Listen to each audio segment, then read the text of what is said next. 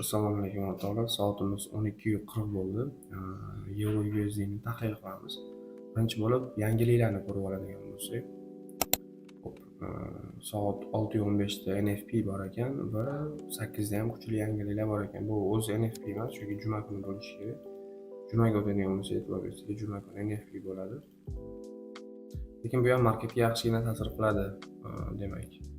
Xo'sh, demak Euro USDni bugun tahlil qilsak, bizda e'tibor bersanglar, narx manbali kursini swip qilganida va kechagi candle ochilib, shuni PDHsini yechdi, CRTni high'ini yechdi, endi CRTni low'ga qarab ketyapti. O'sha manba swip esdan chiqdi. Ya'ni manba candle'da grab bo'lganidan keyin. Endi narx ichki kursi tashqidan tashqiga emas, ichkidan tashqiga qaytadi va ichki kursimiz bizda manba FVG'ni ichki kursi deb olsak bo'ladi. Shu FVG'ga narx qaytish kerak. Bugunga qaytishdan oldin manba low'ni yechib va beta yana bitta yechirishdan keyin, undan keyin o'sha ichki kursigacha market maker buy modeli bilan narx chiqib, undan keyin shu zonalardan keyin market maker sell modeli bilan biz yana trendda order flow davom ettirsak bo'ladi. Demak, bugungi biasimiz manba candle bo'lib qoladi. Xo'sh, 1 soatlik time frame'ga o'tib, u tomon strukturalarni ko'radigan bo'lsak, demak, manba o'sha CRTni low'i, manba yaqinroq qo'yamiz. Bugungi kunga e'tibor bersanglar, narx Osiyo, mana bu yerda likursi bor edi, Osiyo o'sha likursini yechdi. Men o'zim manba candle'dan chartga qarayotgan edim. Manba candle'da narx buni mana shu Osiyoni ham London bitta tozalab berib, keyin shu atroflarda tashqidan tashqiga setup bo'ladi deb kutib turgan edim, lekin har doimgidek 2:00 dagi candle hammasini rasvo qilyapti, ya'ni dead zonadagi candle. Xo'sh, nechего strashного, narx manbani pastida yopiladigan bo'lsa, undan keyin London candle ochilib, biroz mana bu imbalans qoldirib ketadi. Shu imbalansga keyin overlapda narx London oxiri overlapda narx qaytib New Yorkda kelsa, ashika kelsa, New York shu ichki kursidan model berib, keyin undan keyin manba shu CRTni daily'dagi CRT low'ni target qilib beradi demak. Xo'sh, keyin 5 minutlik time frame'ga o'tib, anaqa qilsak bo'ladi, manba time frame alignmentni davom ettirsak bo'ladi. Ya'ni candle yopilishi muhim. Xo'p, demak, kunlik time frame'da ideyamizni mana davom qilamiz. 3 kun ochilgan, high'ni qo'ydi va pastga tushib, unda yopilishini kutyapmiz demak. Screenshot qilamiz buni. Xo'p, endi 1 soatlik time frame'ga o'tib,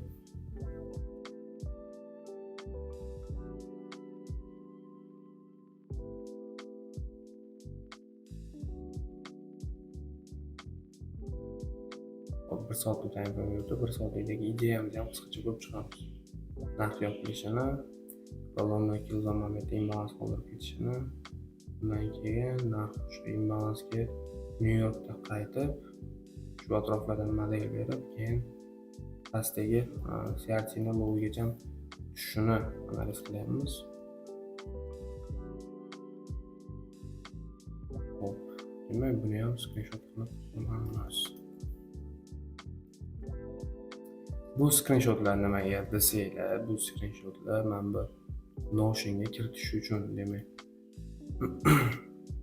Daily analiz bo'limiga kiramiz va daily bias bizda bearish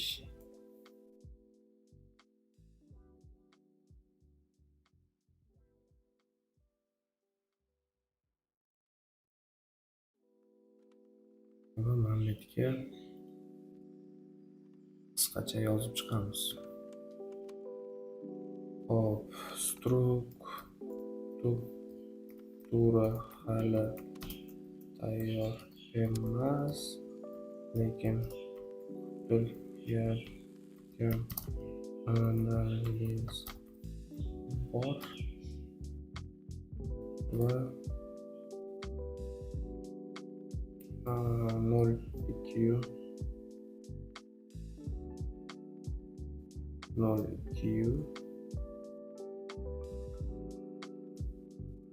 dagi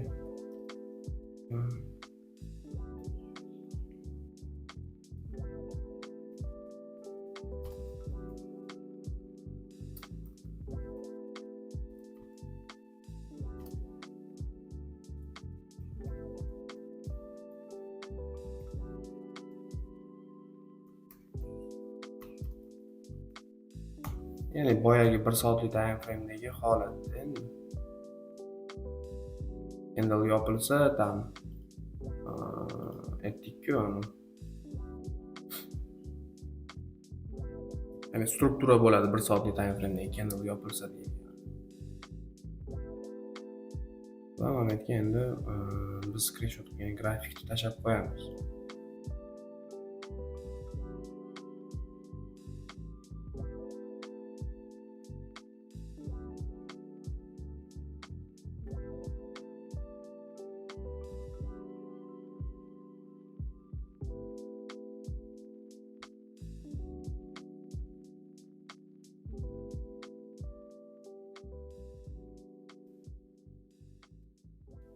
Xo'sh, endi mana bu yerda e'tibor bersanglar, daily chartni ham screenshot qildik.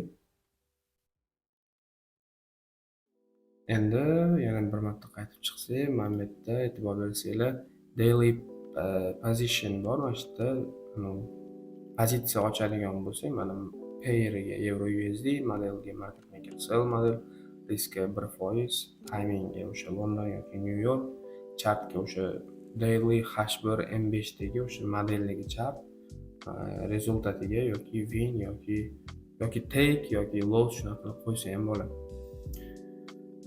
Xo'sh, endi mana bu yerda end of the result deb kiradigan bo'lsak, bu yerda final bias, ya'ni kunning oxiridagi bias nima bo'ldi, ya'ni to'g'ri chiqdimi? Final model, ya'ni nariyog'dagi strukturani kutayotgan edik, lekin u tayyor bo'lmagani uchun Kindle tayyor emas, strukturani kiritish uchun dedim. Men o'sha strukturani high low range'ini yozib, shu range ichida narx harakat qilyapti. Shu range ichidagi ichki kursidan reaksiyasi New Yorkda bu yoqda deb yozaman har kuni. Shuning uchun ham haligidek Kindle tayyor emas dedim. Final modelga o'sha narsani kiritsa bo'ladi ya'ni o'sha range ishladi u yoqda. Keyin final chart outlookda o'sha kunning oxiridagi daily H1 M5 dagi chartni kiritsak bo'ladi. Mana bu yerga men kun haqida komment yozyaptim, ya'ni daily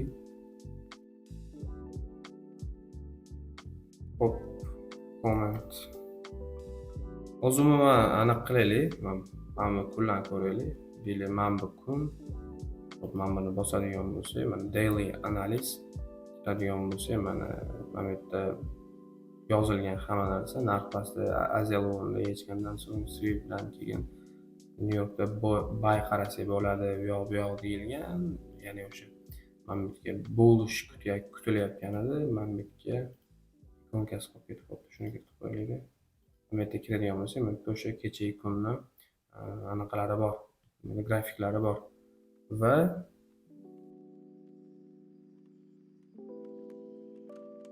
hop, keyin daily position bu yerda anaqa bo'ldi, skip bo'ldi chunki kecha pozitsiya ochmadik. Mana bu yerda mana final bias bearish bo'lib chiqdi, final model bearish bo'lib chiqdi.